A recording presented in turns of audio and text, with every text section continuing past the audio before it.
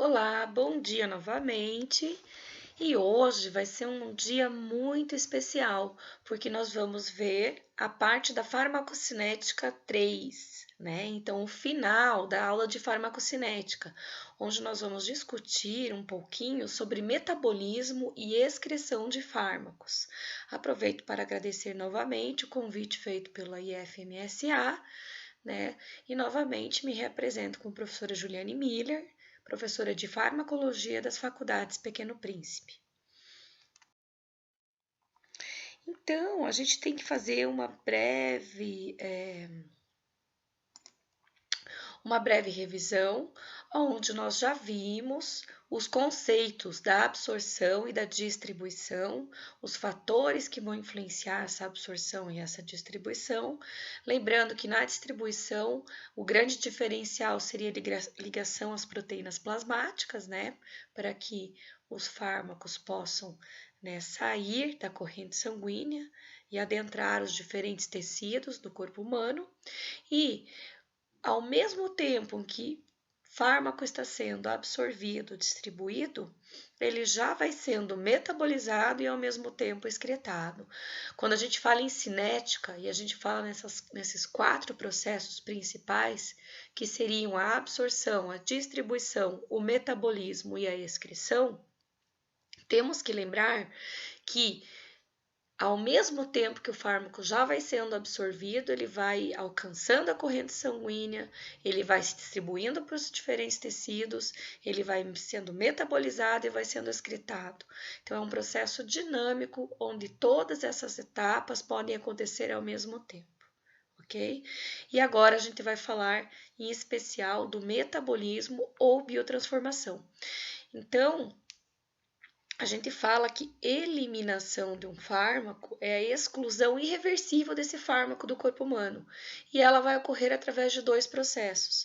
Primeiro, né, o metabolismo ou biotransformação, e a excreção, que é a saída do fármaco, né, ou quimicamente alterada, ou seus metabólitos do organismo, certo? Então, tanto o metabolismo quanto a excreção vão fazer parte da eliminação. Tá? Em relação ao metabolismo, de onde vem essa palavra? Metabolismo, né? Vem do grego metabole, que é essa mudança, essa transformação, ou seja, a transformação de uma estrutura química, de uma entidade química, que vai ser convertida através de enzimas, né, em outra entidade química dentro do organismo, com o objetivo de facilitar a excreção, né, desse fármaco. Então, o metabolismo é essa conversão enzimática, né, de uma entidade química em outra dentro do organismo, com o objetivo de transformá-la numa estrutura química mais fácil de ser excretada. Certo? Bom, nós, seres humanos, assim como todos os outros animais, desenvolveram, né, através desses anos de evolução, complexos, né, enzimáticos que servem para detoxificar ou detoxificar substâncias químicas estranhas, incluindo substâncias carcinogênicas, toxinas encontradas em plantas, assim como os fármacos ou medicamentos, que também são substâncias químicas estranhas ao organismo. E aí? Substâncias lipofílicas ou hidrofílicas é que vão ser facilmente eliminadas pelo nosso corpo, né? Então, substâncias lipofílicas, vocês vão ver mais para frente, não são facilmente eliminadas pelo corpo, né? A principal via de eliminação, de excreção, é a excreção renal. E para que uma substância ou medicamento ele seja excretado pelos rins, ele precisa ser mais hidrofílico e menos lipofílico. Se ele for lipofílico, ele vai ser novamente reabsorvido pelos túbulos renais e não vai ser excretado. Então, essa substância geralmente vai ser convertida por enzimas do nosso corpo em substâncias mais hidrofílicas. Então, a maioria dos fármacos lipofílicos vai ser metabolizada a produtos mais polares, ou seja, mais hidrofílicos, e assim poderão ser excretados na urina como nas outras vias de excreção comumente encontradas no nosso corpo. O metabolismo dos fármacos vai ocorrer predominantemente no fígado, é o órgão principal metabolizador do nosso corpo, né? Por um sistema enzimático que é chamado de citocromo P450. E são chamadas de enzimas CYPs, que é de citocromo P450. Essas enzimas também são encontradas em outros órgãos, como os rins, os pulmões, mas em concentrações menores, em proporções menores. Elas são menos expressas em outros tecidos em comparação com o fígado. Bom, sabendo então que o fígado é o principal órgão metabolizador do nosso organismo, né, e que as enzimas que fazem parte desse sistema fazem parte de uma grande família, de uma superfamília chamada de CYP, né, que são M-proteínas, que contêm o ferro férrico aqui na porção central da estrutura dessas enzimas. E o nome P450, né, o P vem da coloração pink ou rosa, e 450 é o comprimento de onda de 450 nanômetros, onde tem a absorção de luz máxima quando ligada, então, a uma carbonila. Então, por isso que vem o nome, né, de P450. Cada enzima é chamada, então, CYP, seguida de um conjunto de números e uma letra, né, que vai designar a subfamília a qual ela pertence, né, o gene também que vai expressar essa proteína. As enzimas elas vão ser diferentes pela sequência de aminoácidos que vão compor essas enzimas, a sensibilidade a diferentes agentes inibitores e indutores enzimáticos e na especificidade das reações que catalisam, ou seja, na especificidade do substrato. Os diferentes membros da família vão apresentar especificidade de substratos diferentes, porém que frequentemente se sobrepõem. Então, algumas enzimas elas vão atuar no mesmo substrato, ou seja, tem um medicamento, por exemplo, propranolol, que é um beta-bloqueador.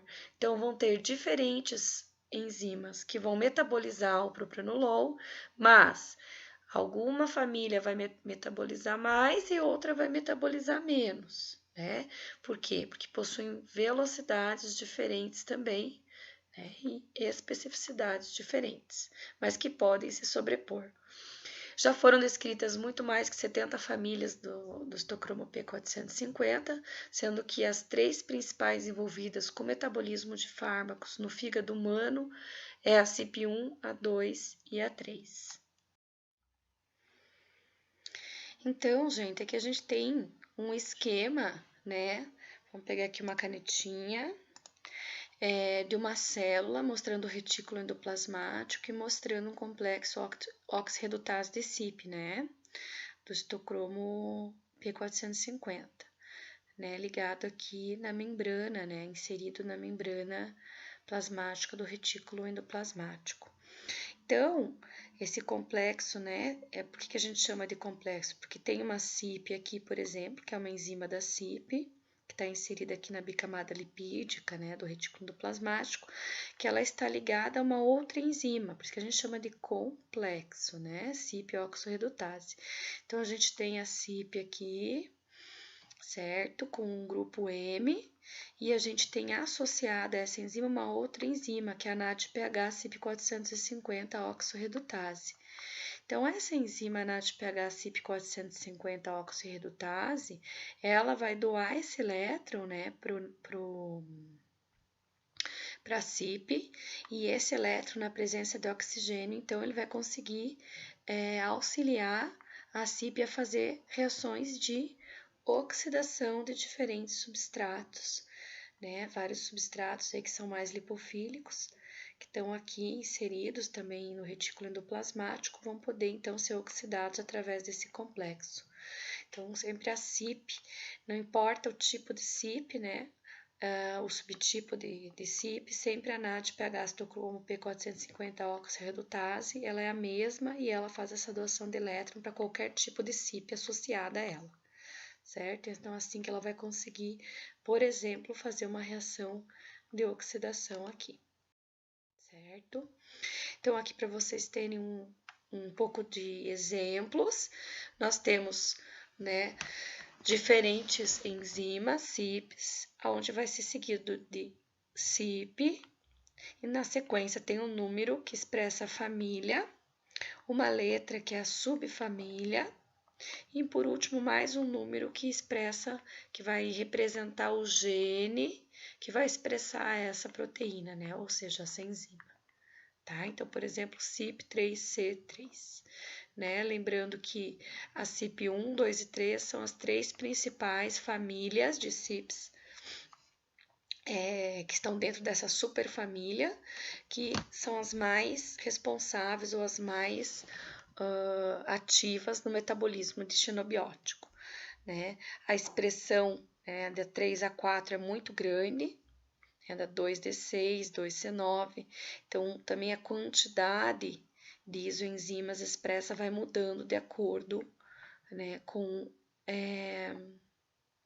a família e a subfamília, né, dessas enzimas. E aqui está mostrando também a maior absorvância, vai ocorrer aqui exatamente 450 nanômetros, né, com a leitura do espectro fotometria. Tá? E aí, aqui a gente vê o que a gente está vendo aqui. A gente está vendo uma tabela com diferentes isoformas, né? Então, temos diferentes famílias e subfamílias, né? Então, aqui tem a CYP3, CYP2, aqui a 2D, aqui a 2C, aqui a CYP1A, né? Então, a gente tem diferentes famílias e subfamílias, e aqui exemplos de substratos, ou seja, de medicamentos que essas isoformas vão metabolizar. E por que eu coloquei essa tabela para vocês? Porque apesar de ter essa especificidade de substrato, né? Vocês viram que tem uma lista de medicamentos, aqui tem outra lista de medicamentos.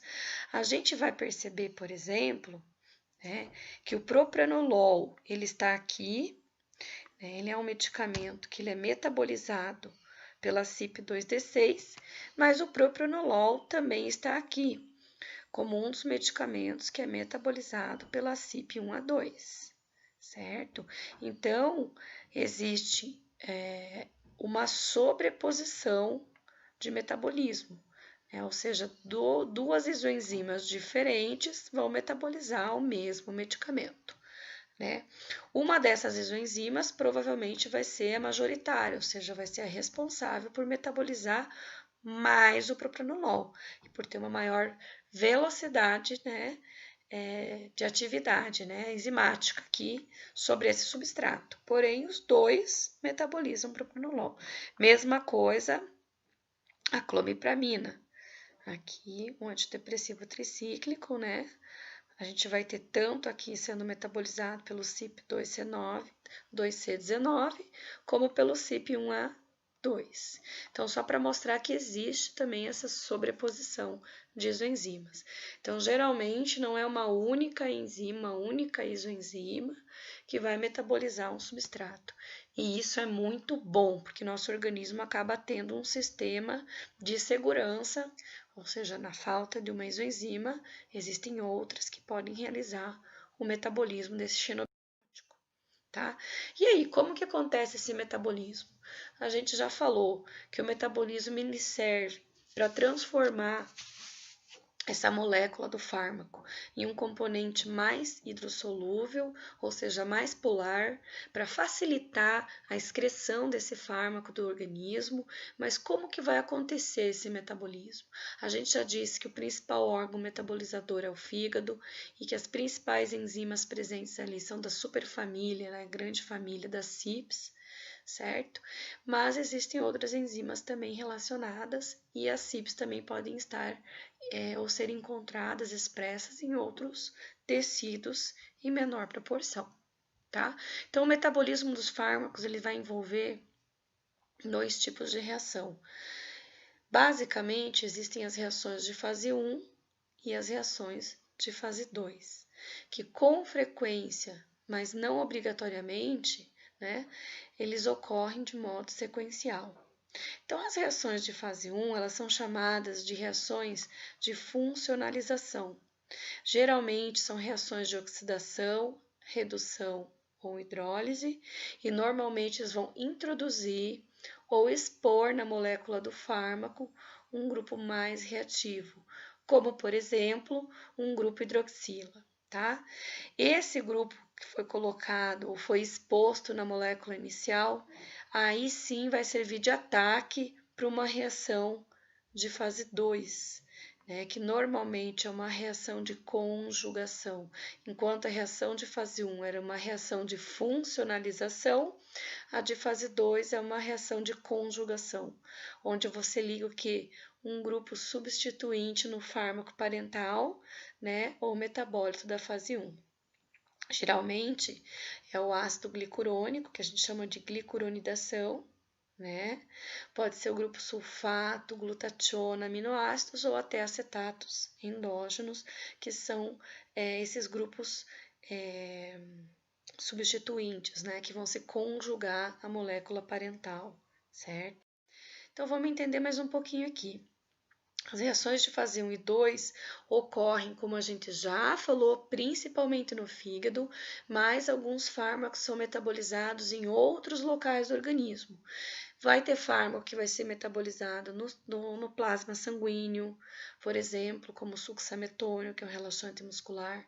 Vai ter fármaco que vai ser predominantemente metabolizado nos pulmões, né? Como alguns medicamentos também que vão ser administrados por via inalatória, né, por aerossóis, né, ou até diversos prostanoides. Vai ter fármaco que vai ser metabolizado principalmente no intestino, né, quando é dado por via oral, lá o salbutamol, que é um broncodilatador, tá? Então, dependendo, vão ter fármacos que vão ser metabolizados predominantemente em diferentes lugares, não só pelos hepatócitos, tá? Então, como a gente mostrou para vocês, esse esquema ajuda a visualizar. Nós temos um fármaco que ele ainda não tem uma característica química suficientemente polar ou hidrofílico para ser excretado do corpo, então ele vai ser metabolizado, vai passar por um metabolismo de fase 1, quando é necessário, certo? Vai sofrer oxidação, hidroxilação, desalquilação, desaminação, né? Hidrólise, todas essas reações, e vai ser produzido um derivado metabólito de fase 1. Né? Então, aqui tem diferentes enzimas relacionadas com esses processos químicos de oxidação, redução e hidrólise, tá? Produzindo, então, esse derivado metabólito de fase 1. A oxidação, geralmente pelos tocromo P450, que a gente viu, mas também pode ser pelas monoaminoxidases, que depois vocês vão ver que tem uma importância super grande aí na degradação de neurotransmissores, como a noradrenalina, tá? A própria hidrólise tem as esterases e amidases, proteases e peptidases, né? Vão metabolizar ésteres, aminas, polipeptídeos e proteínas, e as redutases fazendo a redução, certo? Ok, quando acontece esse metabolismo de fase 1, a gente tem que imaginar o que vai acontecer com esse medicamento. Então, o metabólito que é resultante aqui desse metabolismo de fase 1, ele pode, né, produzir, né, um composto que é farmacologicamente menos ativo, ou seja, ele pode se inativar. Então, a maioria dos fármacos, ele perde atividade farmacológica com o metabolismo. Pode permanecer igual esse metabólito, ou seja, o metabólito ter atividade igual ao composto original, ou pode aumentar a atividade farmacológica, né? Isso é chamado de profármaco ou prodroga, com alguns medicamentos só que são profármacos ou prodrogas. Tá? Isso aqui está comparando a atividade farmacológica do metabólito produzido resultante em comparação com a molécula original, certo? Outra coisa, você está vendo aqui que tem uma linha reta e tem uma linhazinha que vai aqui por cima, ó, né? Então, o que está mostrando aqui? que essa linha que está indo por cima está mostrando que o medicamento, muitas vezes, ele não passa pela fase 1, mas ele vai direto aqui para a fase 2, porque algumas drogas, alguns medicamentos polares, eles já são conjugados na sua forma original, sem passar, então, por essa reação, pelas essas reações de fase 1, tá? Então, o medicamento tanto pode precisar passar por esse metabolismo, como muitas vezes ele já pode ter um grupo funcional adequado para fazer a reação de conjugação, certo? E aqui, quando ele vai para a reação de conjugação, ele tem que produzir, então, um composto conjugado. Na maioria das vezes, também, quase todos os medicamentos conjugados se tornam inativos, ou seja, perdem atividade farmacológica, né? Muitas enzimas hepáticas que fazem o metabolismo de fase 1, incluindo, né, as enzimas do P450, são associadas àquelas membranas, principalmente do retículo endoplasmático liso, que a gente viu, né? E elas são, então, denominadas microssômicas, que são aqueles fragmentos muito pequenos do retículo endoplasmático liso após a centrifugação prolongada a alta velocidade, tá? Outras reações de fase 1, gente, que a gente viu. Reações de oxidação dos fármacos que não envolvem o P450. Por exemplo, o próprio metabolismo do álcool, do etanol, pela álcool deshidrogenase no citoplasma, né? Além da CYP2D1, né, que acontece pela CYP, a 6-mercaptopurina, que é um quimioterápico para o tratamento do câncer, né? Ela é metabolizada, então oxidada pela xantina oxidase. As nossas aminas biologicamente ativas, nossos neurotransmissores, né? Como a serotonina, a noradrenalina, que eu havia falado, e a tiramina, que também é um aminoácido, né, precursor. Eles também são oxidados pelas monoaminoxidases, que na maioria das vezes estão dentro aí dos neurônios, certo? Então, elas são recaptadas neuronalmente por proteínas transportadoras, levadas para dentro dos neurônios novamente e metabolizadas pela MAO ou monoaminoxidase, né? E as reações de fase 2? Vamos falar mais um pouquinho, então, se a gente já entendeu as de fase 1, vamos entender um pouquinho mais as de fase 2. São essas enzimas de conjugação, que vão se encontrar principalmente, então, no citosol das células e algumas enzimas no retículo endoplasmático liso também. Geralmente aquelas que fazem a glicuronidação ou glicuronização, tá? Então, se aquela molécula do fármaco, né, possui um grupamento adequado, né, um radical hidroxila, tiol, um grupo amino, ou na molécula original, né, ou no produto do metabolismo de fase 1, a molécula já está suscetível a passar pela reação de fase 2. Né? Tanto faz sendo o fármaco original ou sendo o metabólito de fase 1. Tá? Então, o conjugado resultante, como a gente já havia falado, é quase sempre farmacologicamente inativo e menos lipossolúvel que o seu precursor, né? Porque os conjugados eles vão tornar essa molécula mais hidrossolúvel para facilitar a excreção desse fármaco do organismo, tá? Então, a gente coloca aqui de novo que o fármaco ele pode passar pelo metabolismo de fase 1, produzir esse metabólito de fase 1, que tem esse grupo funcional adequado, né, para que seja substituído por o conjugado, passando então pelo metabolismo de fase 2, produzindo esse conjugado geralmente inativo, tá, que é mais hidrossolúvel do que o fármaco original. Ou esse fármaco aqui, ele pode passar diretamente aqui pelo metabolismo de fase 2, ó, sofrer a conjugação, né? Sem passar necessariamente pelo metabolismo de fase 1, certo? E aí produzir também esse conjugado.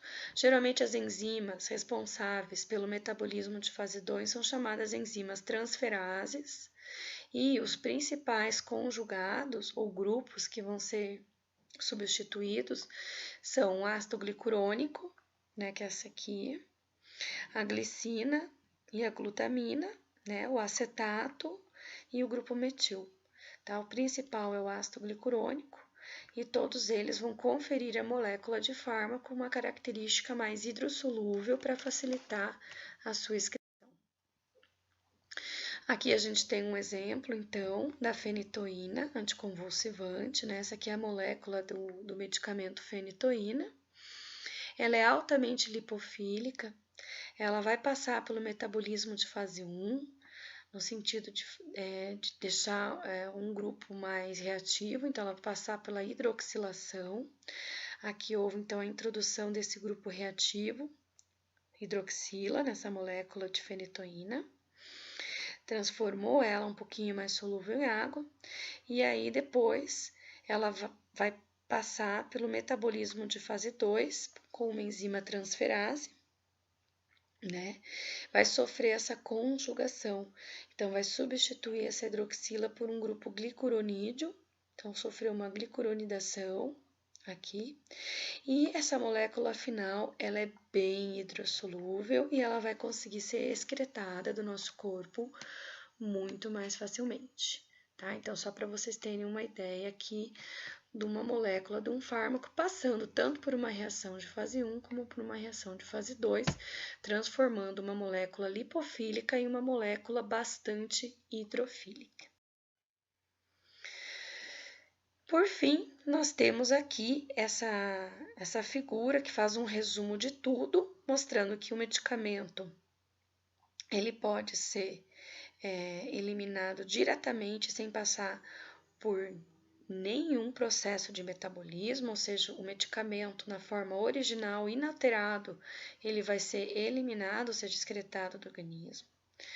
Ou o medicamento aqui, ele pode ser necessário ser conjugado para ficar mais hidrofílico e ser excretado. Aqui, quando ele não é necessário passar pela fase 1, ele já tem um grupamento reativo, né, suficientemente reativo para passar pela fase 2, que é de conjugação. Aqui o medicamento ele já é hidrofílico o suficiente para ser eliminado.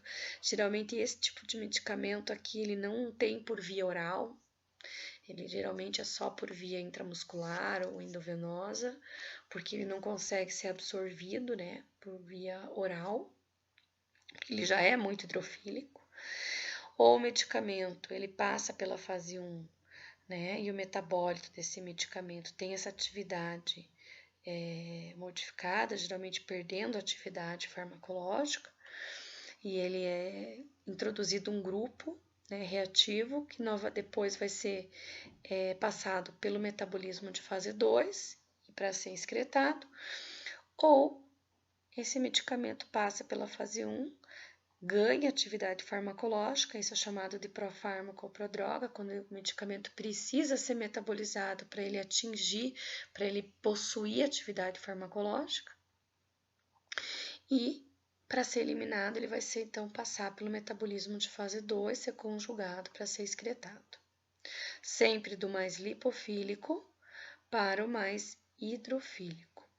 Então, aquilo que valia para a absorção e distribuição, que o medicamento tinha que ser mais lipofílico para ele ser absorvido e distribuído, para ele ser excretado, ele tem que ter a característica contrária, ele tem que ser mais hidrofílico, ele tem que ser transformado numa molécula mais hidrofílica, para que lá no intestino delgado, lá nos túbulos renais, ele não seja novamente reabsorvido por ter característica lipofílica. Muito bem. E os fatores que vão alterar o metabolismo, quais seriam eles? Olha lá. Inibição enzimática, indução enzimática, variação biológica, idade de sexo, doenças, dieta e fatores ambientais. Então, na aulinha de hoje, nós vamos dar ênfase mais às características cinéticas mesmo, ou seja, nós vamos dar ênfase à inibição enzimática e à indução enzimática, porque para o médico é importante conhecer o que a indução e a inibição enzimática podem proporcionar aquele esquema terapêutico que você prescreveu ao seu paciente. Exemplo aqui, ó. Eu deixei 3 exemplos de inibição. Não precisa saber de cor, tá? É só para entender que os mecanismos de inibição também são diferentes. Existe inibição competitiva enzimática, então, por exemplo, o antifúngico cetoconazol, ele faz um complexo com o ferro férrico do CYP3A4, né? Assim como a quinidina, que é um antiarrítmico, né? Ele também faz a inibição competitiva do CYP2D6, tá? Que não é substrato para ele mesmo, para a própria quinidina, mas aí ela inibe o metabolismo dos outros medicamentos que vão ser metabolizados por essa família, tá? São competitivos, ou seja, se aumentar a concentração do outro fármaco, desloca esses medicamentos. Tem as inibições não competitivas por formação de complexos estáveis, ou seja, demora muito para desligar a droga. Por exemplo, aqui tem um complexo estável com o grupo M do CYP, então um metabólito da eritromicina, ele se liga de uma maneira, faz um complexo com a CYP3A4, e aí quando faz esse complexo, a CYP3A4, ela não consegue mais fazer oxidação de outros medicamentos que são metabolizados ou oxidados por essa família também. Toda vez que tiver um medicamento que ele se liga, ao grupo M, ao ferro do grupo M, ele vai impedir ali o recebimento do elétron e a capacidade da enzima de fazer a reação de oxidação. Tem também inibição irreversível,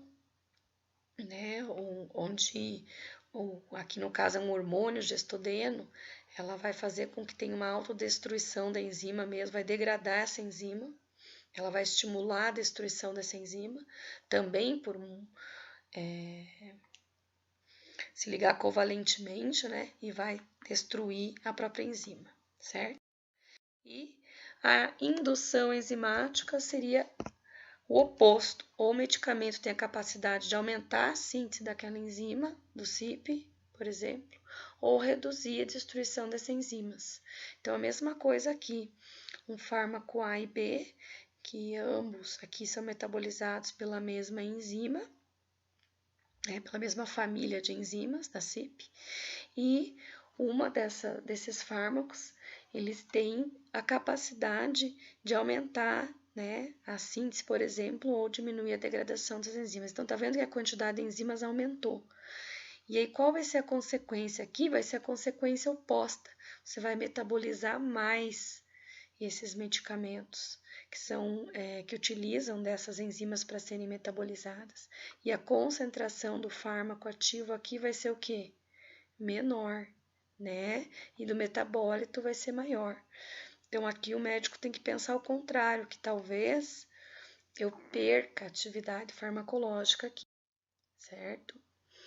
Aqui a gente também tem que pensar que muitas vezes o metabólito, quando tem a saturação das vias de metabolismo, existem outras vias que podem produzir compostos tóxicos, por exemplo, nas altas doses de paracetamol, E aí a gente sempre pensa, que esse composto tóxico, como um exemplo do paracetamol, ele pode causar necrose no fígado, túbulos renais, Então, nesse caso aqui, quando você tem uma indução enzimática, você vai ter também aumento de composto tóxico, quando você tem saturação de outras vias. Então, muito cuidado também, dependendo se você tem um fármaco onde o metabólito é tóxico, em alta dose, por exemplo, com uso com outro medicamento que vai ser indutor enzimático, então você pode aumentar mais ainda essa toxicidade, Geralmente, o uso do álcool já é indutor, o próprio etanol, ele já faz indução enzimática de diferentes enzimas da CYP. E aí muita gente acaba usando o paracetamol para alívio do abuso do álcool, né? Então, cuidar também com isso. E aqui uma lista para vocês terem ideia também de como há vários medicamentos capazes de induzir diferentes famílias aí da CIP, certo? Então, aqui a gente vê uma curva, concentração, né, ou dose pelo tempo, tá? Então, concentração pelo tempo, concentração plasmática do fármaco pelo tempo, e a gente tem aqui a concentração normal de um fármaco ao longo do tempo. E aí, em vermelho, a gente vê o que aconteceria com a concentração se houvesse uma inibição enzimática, ou seja, aquele fármaco ia ser menos metabolizado e alcançar uma concentração maior, ia permanecer no organismo por um tempo maior, muitas vezes. E o que acontece aqui é que muitas vezes esse fármaco que estava dentro da faixa terapêutica, ele vai alcançar os níveis, ou seja, tóxicos, concentrações tóxicas, tá? Mesma coisa aqui quando ocorre a indução enzimática, da enzima que faz metabolismo desse fármaco. Ele vai alcançar muitas vezes uma concentração menor e permanecer no corpo um tempo menor. E muitas vezes essa concentração que esse fármaco alcança, ela está abaixo da concentração terapêutica, ou seja, aquele medicamento, ele deixa de fazer o efeito terapêutico para o paciente. Então, muitas vezes aqui, o médico, conhecendo essas interações com indução e inibição enzimática, ele consegue fazer um ajuste de dose para que a concentração do fármaco fique aqui dentro dessa janela terapêutica.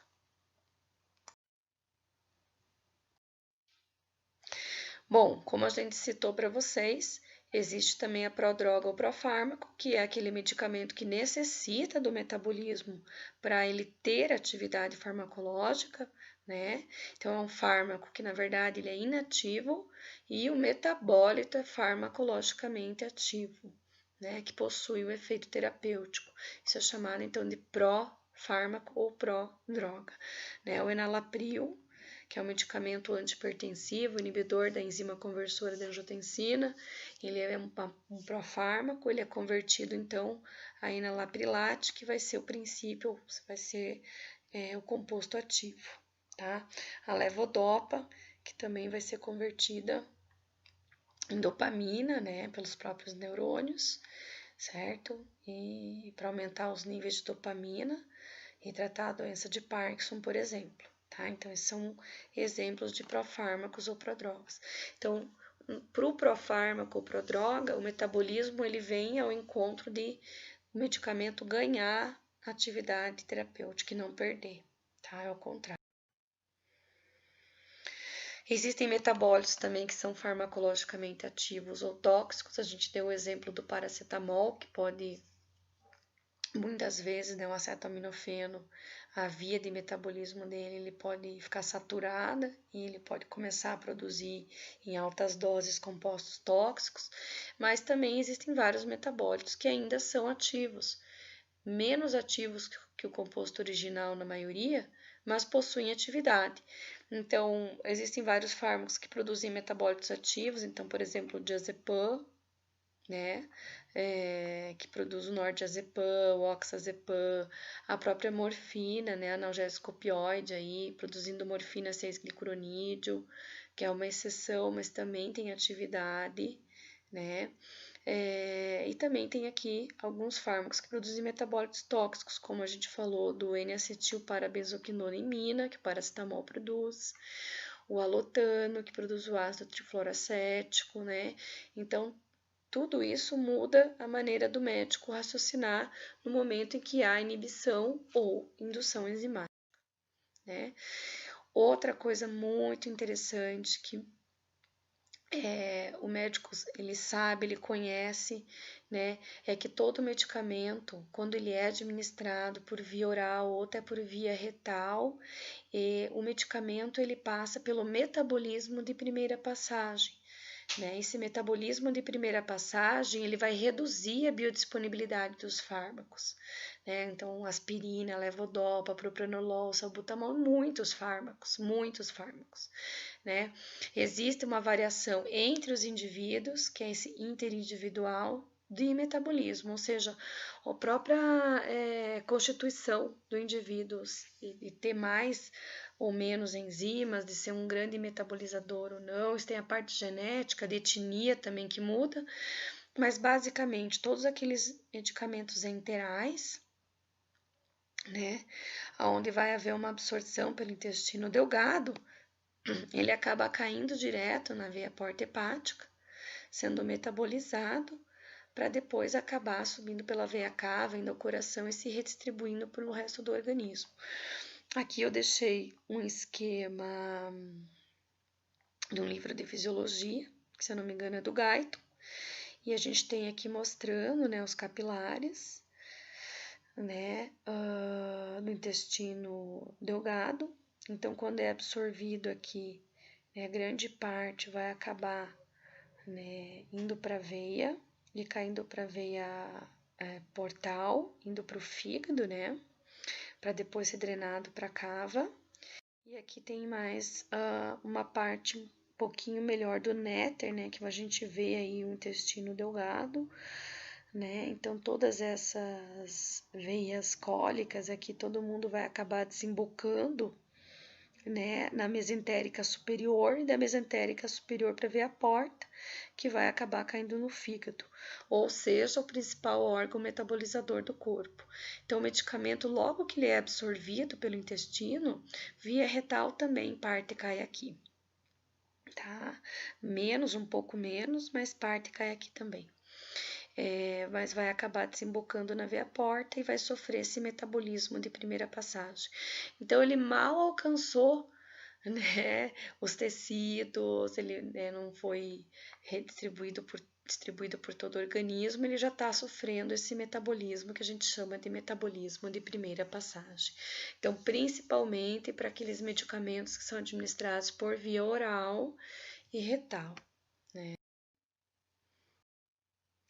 Bom, e finalmente nós temos o processo de excreção dos fármacos, que vai ser essa eliminação do fármaco ou do seu metabólito pelo organismo, né? Então, o fármaco não vai permanecer eternamente no nosso corpo, ele vai ter que ser excretado, e todo esse processo de metabolismo, ele acontece porque o nosso organismo, ele está preparando, né, está fazendo com que esses xenobióticos, esses fármacos, eles têm uma característica química adequada para conseguir ser excretado do corpo, né? As principais vias pelos quais os fármacos, e os metabólitos deixam o organismo.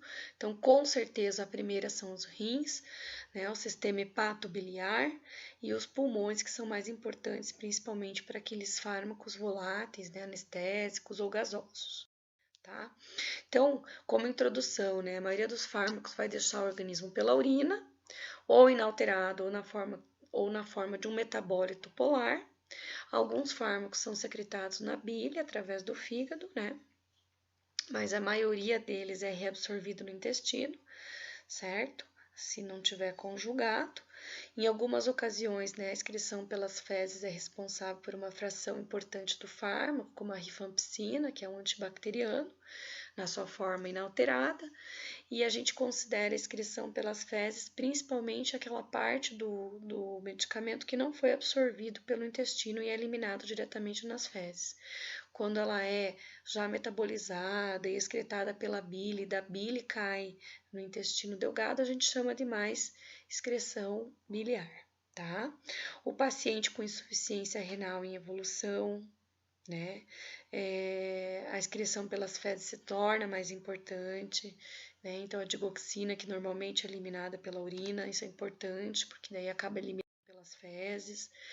Existe e também excreção pelos pulmões, por aqueles agentes que são voláteis ou gasosos, né? Os anestésicos gerais, por exemplo.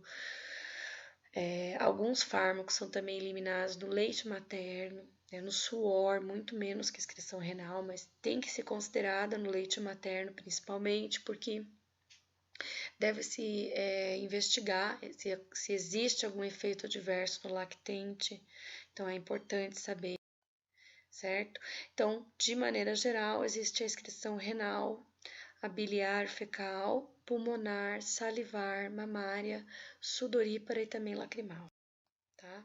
Então, de todas essas, a que a gente vai dar maior ênfase é a excreção renal, porque é a principal via de excreção de fármacos do nosso corpo. Então, os fármacos, eles vão diferir muito na velocidade de excreção pelos rins. Enquanto a penicilina, ela é muito rapidamente depurada, ou seja, eliminada do sangue, né? Uma única passagem pelos rins consegue fazer com que ela seja muito rapidamente eliminada, porque existe um transportador tubular que joga, né, a penicilina para dentro do túbulo renal, fazendo com que ela seja eliminada muito rapidamente na urina. Nós temos medicamentos como o diazepam, que é um benzodiazepínico ansiolítico, que vai sofrer uma depuração extremamente lenta. Tá? Então, a maioria dos fármacos vão se encontrar entre essas duas faixas, nem tão rápido e nem tão lento. Né? Os metabólitos dos fármacos são quase sempre depurados mais rapidamente do que o composto original, exatamente porque o metabolismo ele já acontece com o objetivo de deixar esse fármaco mais hidrossolúvel e, consequentemente, mais facilmente eliminados pelos rins. Né? Então, a gente lembra lá um pouquinho da anatomia dos rins, né? Lembrando, então, aqui da artéria renal, que daí ela vai acabar se ramificando, né, em arteríolas menores, certo? Tá vendo aqui? Então, desde que o sangue vai entrar, né, nos rins, essa artéria renal ela vai se ramificando, né, e reduzindo até chegar então à arteríola aferente, né, da unidade básica funcional de filtração dos nossos rins, que são os néfrons, certo? E nós vamos ter que ter em mente, para entender farmacologia, todo o processo básico de fisiologia renal, né? Então, os rins, eles vão ser, vai ser tudo isso vai se basear nos 3 processos renais fundamentais, né, para a excreção renal de fármacos, que seria a filtração glomerular, a secreção tubular ativa e a difusão passiva através do túbulo renal, também chamada de. Então, nesse sentido, a gente primeiro vai falar um pouquinho sobre a filtração glomerular, lembrando que o glomérulo faz que papel dentro dos nossos rins? O glomérulo, ele vai ser responsável pela filtração mesmo, como se fosse uma peneira, né? Então, só as moléculas pequenas, ou seja, aquelas que têm peso molecular inferior a 20.000 Daltons, é que vão ser filtradas no glomérulo. Os fármacos conseguem atravessar a barreira glomerular livremente, tá? Já proteínas e macromoléculas, né, não conseguem. Então, a albumina aqui, ó, tá vendo? E outras proteínas são muito grandes. Elas não atravessam o glomérulo, tá? Elas vão ficar retidas. Então, os medicamentos que também têm alta ligação à proteína plasmática também fica retido no plasma. E só aquele medicamento que está livre é que vai conseguir atravessar o glomérulo, vai conseguir entrar para os túbulos contorcidos lá, né, dos néfrons, para ser eliminada na urina, tendo assim a filtração reduzida. Então, por exemplo, a varfarina, que é um anticoagulante, tem 98% de ligação a proteínas plasmáticas. Então, a concentração no filtrado sempre será proporcionalmente a 2% da concentração plasmática, tá? Porque toda aquela varfarina que está ligada às proteínas não consegue atravessar o glomérulo.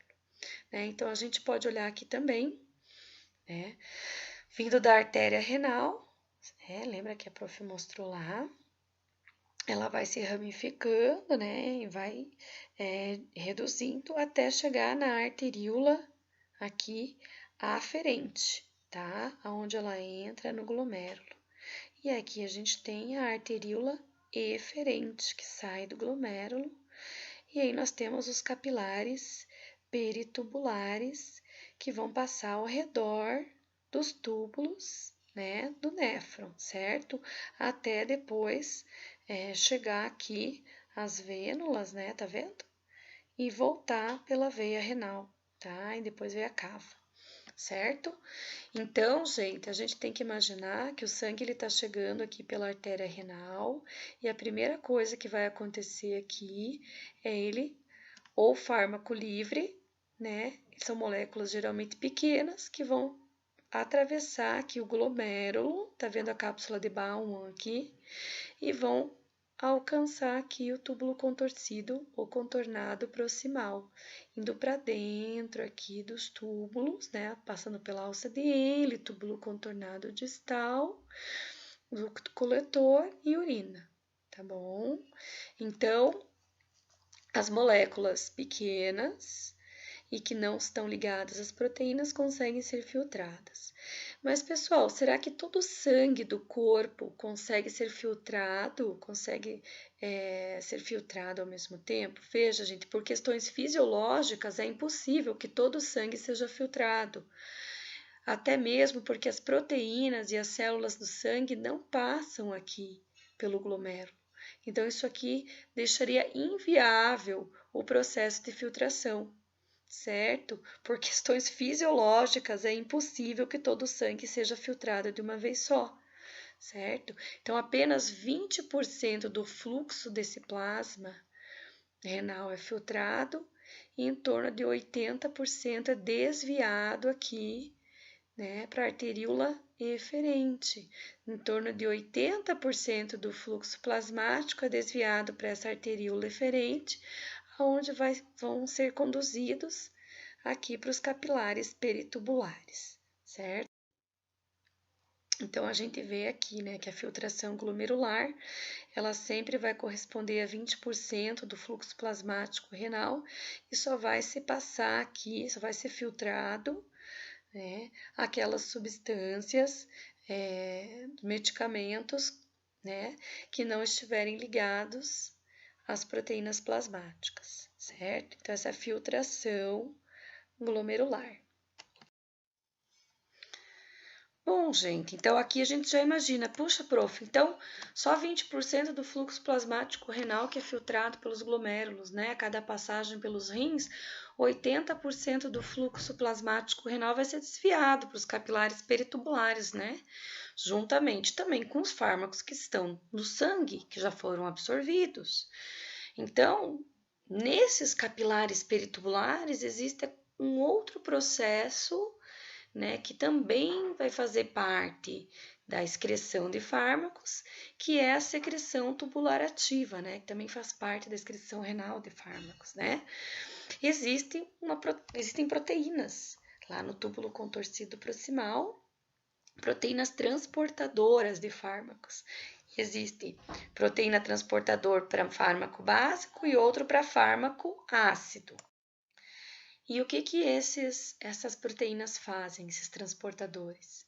Eles vão pegar as moléculas de fármacos, né, que estão na corrente sanguínea, passando pelos capilares peritubulares e vão jogar para dentro do túbulo contorcido proximal, né? Então, são moléculas transportadoras. Então, a gente chama de secreção tubular ativa, né? Pode transferir molécula de fármaco contra o gradiente eletroquímico, né? O transporte é ativo, né? Com gasto de energia e pode reduzir, então, a concentração plasmática para quase zero.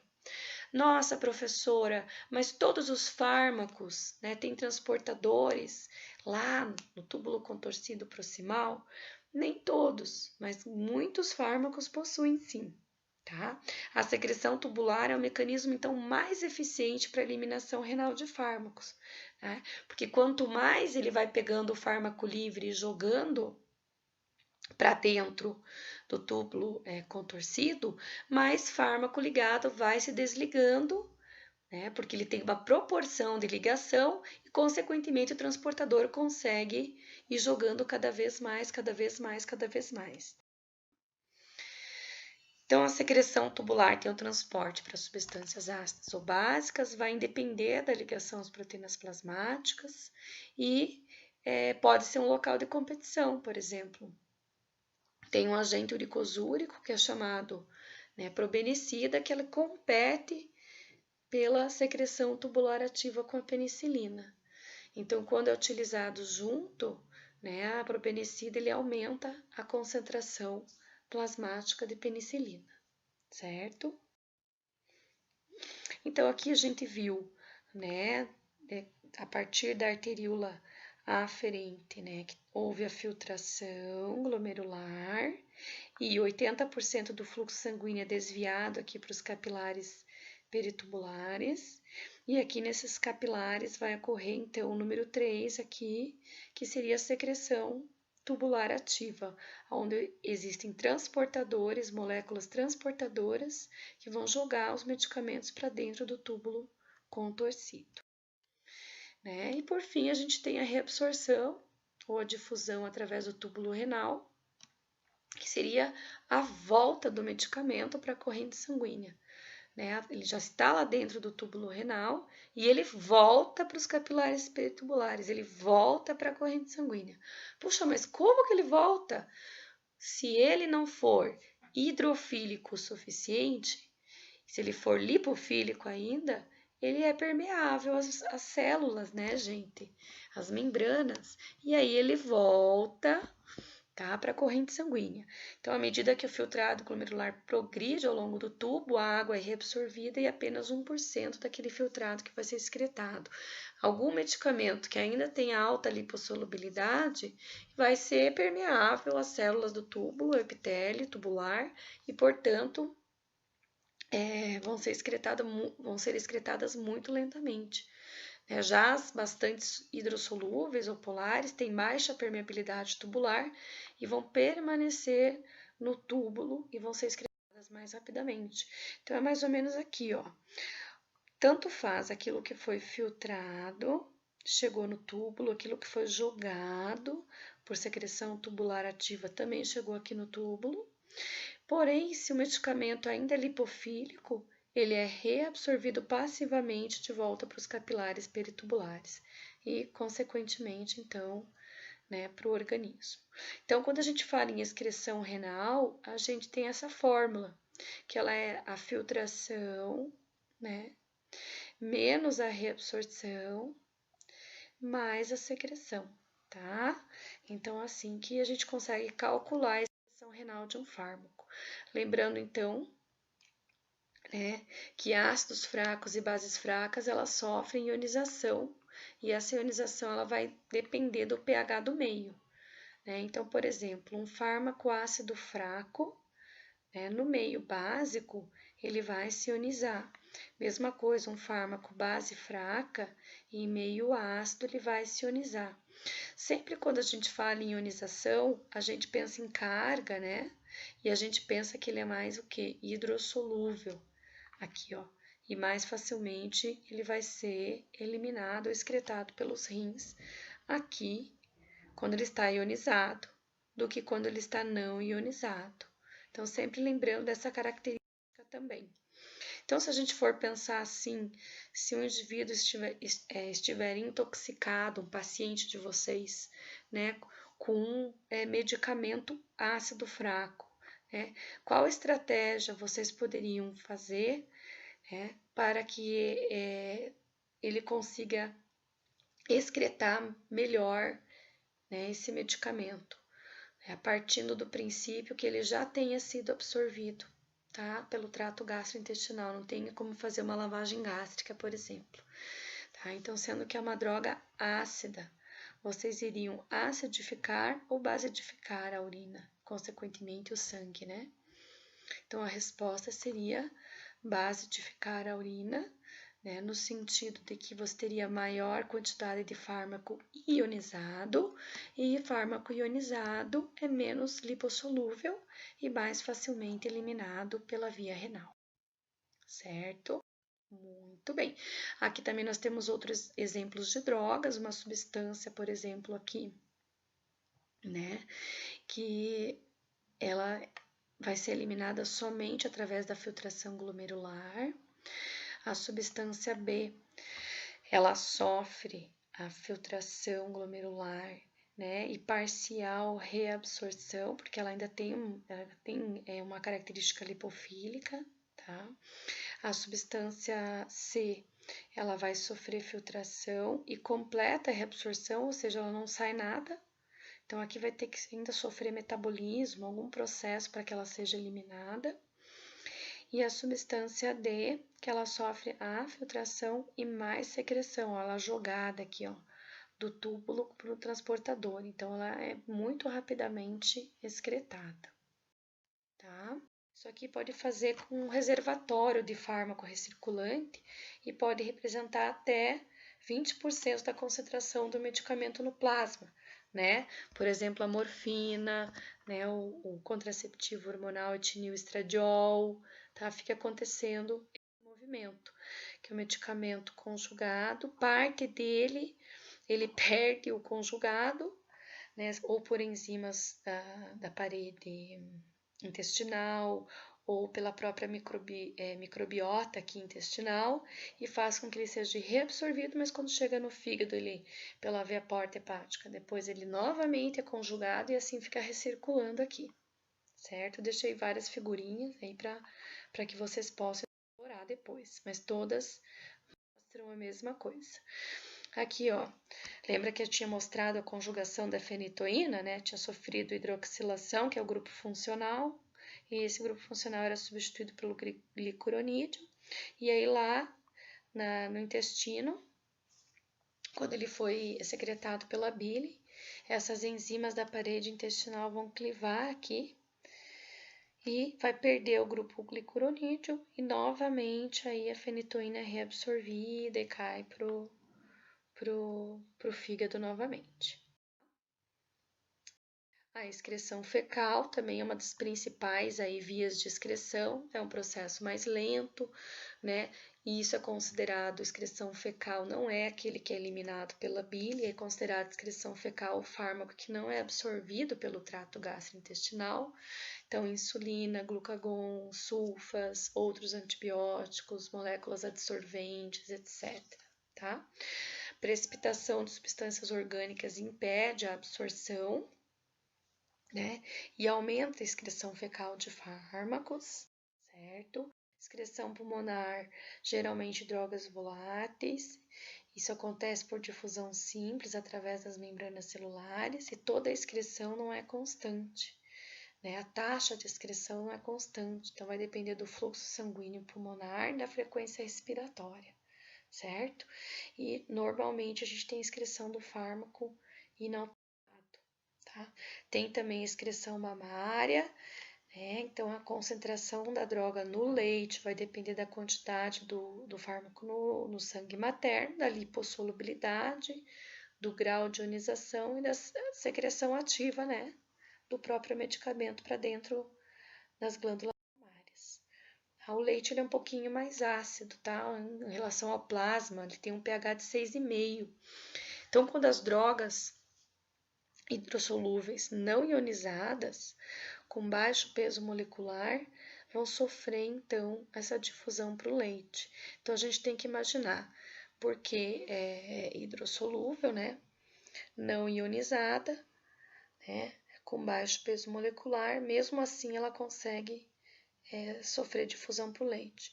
E os compostos básicos, por exemplo, a morfina, a codeína, ficam mais concentrados no leite. Por quê? Porque os compostos básicos, num pH mais ácido, eles vão se ionizar, vão ficar mais na forma ionizada e aí eles ficam aprisionados lá no leite. Não conseguem sair novamente lá, tá? A ligação proteica materna alta também, né? Baixa concentração no leite. Então, se o medicamento tem alta ligação à proteína plasmática, também não consegue chegar no leite materno, certo? Depuração, finalmente a gente tem um cálculo que significa que seria a soma de todas as depurações. Então, tem a depuração renal, ou clearance renal, que é o volume de plasma que contém a quantidade de substância removida pelo rim por unidade de tempo, né? Sendo o clearance renal aqui vai ser igual à concentração urinária vezes a velocidade do fluxo urinário sobre a concentração plasmática, e a depuração hepática, né? Tem o clearance no metabolismo, né, que é o volume de plasma que contém a quantidade de fármaco que é metabolizada por unidade de tempo, sendo que o clearance total, ele é o clearance renal, mais o clearance de metabolismo, mais todas as outras formas de ou alterar, né, aquela molécula parental inicial ou excretar, eliminar ela do corpo humano, certo? Tempo de meia-vida é um conceito bem básico que vocês jamais podem sair da farmacocinética sem saber, que é o tempo necessário para que as concentrações plasmáticas do fármaco serem reduzidas à metade, ou seja, 50%, né? Ela é determinada e utilizada para decidir sobre a posologia de acordo com a janela terapêutica, né? Então, é considerada, o tempo de meia-vida ele é relevante para o clínico, obviamente que isso já está na bula, o médico não precisa calcular, mas é importante saber que o tempo de meia-vida é levado em consideração, né, para que haja então a posologia, ou seja, o intervalo entre as doses de um fármaco, né, e as doses repetidas de um medicamento vão ter meias-vidas terminais mais longas. Por quê? Porque em doses repetidas você vai fazendo um acúmulo de concentração onde você encontra um estado de equilíbrio ou steady state de um medicamento do corpo, né? Um pouquinho sobre janela terapêutica antes de eu mostrar esse estado de equilíbrio, mas a gente tem aqui a concentração plasmática em relação ao tempo, e aqui a gente tem uma curva, né? Concentração sobre o tempo, onde a gente tem duas vezes aqui dois picos e aqui um outro, né? Então aqui em azul a gente consegue ver que o fármaco ele alcançou uma concentração efetiva, né? Mas ele não ultrapassou aqui, ele não alcançou a concentração que causa o efeito tóxico. Então, ele alcançou a concentração efetiva aqui mínima, mas ele não ultrapassou aqui a concentração mínima tóxica. Então, aqui ele fez o efeito terapêutico e decaiu. E aqui daqui a pouco ele decai mais. Essa é a chamada janela terapêutica, tá? E aqui, tudo que sobe demais pode alcançar, então, o limiar para os efeitos tóxicos, e se descer abaixo disso aqui, também perde o quê? Perde a eficácia terapêutica. Por isso que um fármaco não pode, o tempo entre as doses nunca é calculado depois que ela já baixou aqui, ó, dessa concentração. A segunda dose sempre é dada antes, para que ela vá subindo na corrente sanguínea, né, e que não perca esse efeito terapêutico, tá, ao longo do tempo. Então, que nem eu falei aqui, ó, a dose é dada para alcançar, né, o efeito terapêutico, e antes de baixar a concentração efetiva mínima, você já tem a segunda dose, para que sempre o medicamento esteja dentro do organismo do indivíduo fazendo efeito, né? Medicamento de uso crônico. Então, aqui embaixo a concentração eficaz mínima e aqui em cima a concentração mínima tóxica. Essa é chamada de janela terapêutica, certo? Aqui a gente tem o efeito de esquema de doses repetidas, né? Onde a gente tem aqui, ó, cada flechinha a gente tem uma dose, ó, intervalo entre as doses, ó, tá vendo? Aqui já é no estado de equilíbrio. Então, qual que é a diferença aqui desse primeiro para o segundo, né? O segundo tem um tempo de meia-vida maior, tá vendo? Ó? Então, o intervalo entre as doses também é maior. Isso aqui, essa curva aqui, concentração sobre o tempo, né, que tá nesses dois primeiros, já é considerado no estado de equilíbrio ou steady state, porque na verdade, qualquer ingestão de medicamento, ela é assim, como tá nesse último gráfico, né? Ela demora em torno de 6 doses ou 6 tomadas, ó, 1, 2, 3, 4, 5, 6, para ela alcançar o estado de equilíbrio ou steady state, tá? Ocorre um acúmulo inicial aqui de concentração de fármaco até que você consiga observar esse efeito aqui em cima, tá certo? Olha lá. Tá, esse é o estado de equilíbrio, ou steady state, geralmente a partir da 6ª dose de um medicamento. Aí você vai ter aquele paciente que tomou a dose 1, a 2, a 3, a 4, olha lá, ó. 1, 2, 3, 4, estava lá no steady state. Aí ele esqueceu 2 doses, olha lá, ó. Esqueceu 2 tomadas. Aí olha o que acontece com a concentração do fármaco. Vai lá embaixo, às vezes abaixo da concentração eficaz.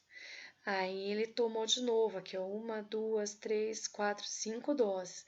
Quando estava alcançando o estado de equilíbrio novamente, ele esqueceu a 6ª dose, caiu de novo a concentração. Então isso aqui é muito ruim, tá? Para uma resposta terapêutica. É ruim para o organismo do teu paciente, que as concentrações vão variar muito em relação ao tempo, e isso faz com que o paciente também não se sinta bem com o tratamento, e isso é ruim para uma eficácia clínica, né? Se for antibacteriano, então nem se fala, né? Mas para qualquer tratamento crônico, você esquecer as doses, você perde todo o andamento do tratamento, porque cai muito aqui a concentração e demora mais 5, 6 tomadas para se alcançar novamente o estado de equilíbrio do fármaco, tá? Por isso que é muito importante a conscientização ao paciente de tomar o medicamento corretamente, no intervalo correto, no horário correto, tá? E aqui é só para mostrar que nós podemos ter intervalo entre as doses maiores, aqui uma vez por dia, como a azitromicina, que está aqui em rosa, ó. Tem pico maior e demora mais para cair, pico maior e demora mais para cair. Como intervalos menores, como de 12 em 12 horas, amoxicilina clavulanato, por exemplo, aqui em azul, de 12 em 12. Ou de 6 em 6 horas, aqui o verdinho, como uma ampicilina. Mas lembrando que todas também vão ter, né, essas 6 doses aí para entrar num estado de equilíbrio, certo? Como a gente falou de metabolismo, é interessante a gente ver o que acontece com a excreção também quando tem uma alteração na eliminação, uma inibição ou uma aceleração, né? Se tiver uma inibição da eliminação, né? O metabolismo não, pode ser aqui, por exemplo, uma insuficiência renal, porque a gente está falando de eliminação, né? O que vai acontecer? Então, vai acontecendo um acúmulo, olha lá, ó, certo? E aí, o indivíduo não está eliminando, por exemplo, pelos rins, está acumulando e pode chegar a doses tóxicas, ou aqui ele está com uma eliminação acelerada, com uma estratégia, às vezes, até de desintoxicação. Aí você tem uma queda, né, da concentração também muito mais rápida do que o normal, tá? Bom, gente, chegamos ao fim dessa atividade de atualização que eu fiz com muito carinho para vocês. A aula de hoje é uma aula que eu gosto muito. Metabolismo e excreção exige que o médico tenha conhecimento, sim. Tá? E eu termino aqui agradecendo novamente pelo convite. Foi um prazer muito grande estar com vocês. E deixo aqui também uma frase do Drummond, né? Para que vocês fiquem aí felizes de estudar farmacologia, que é uma ciência tão linda, né? Então, mais se desejarmos fortemente o melhor e principalmente lutarmos pelo melhor, o melhor vai se instalar em nossa vida, porque sou do tamanho daquilo que vejo e não do tamanho da minha altura. Então, fica para vocês sempre estar buscando o melhor, alçando o voo com os melhores sonhos e estradas aí, caminhos na vida de vocês. Um beijo bem grandão e até a próxima.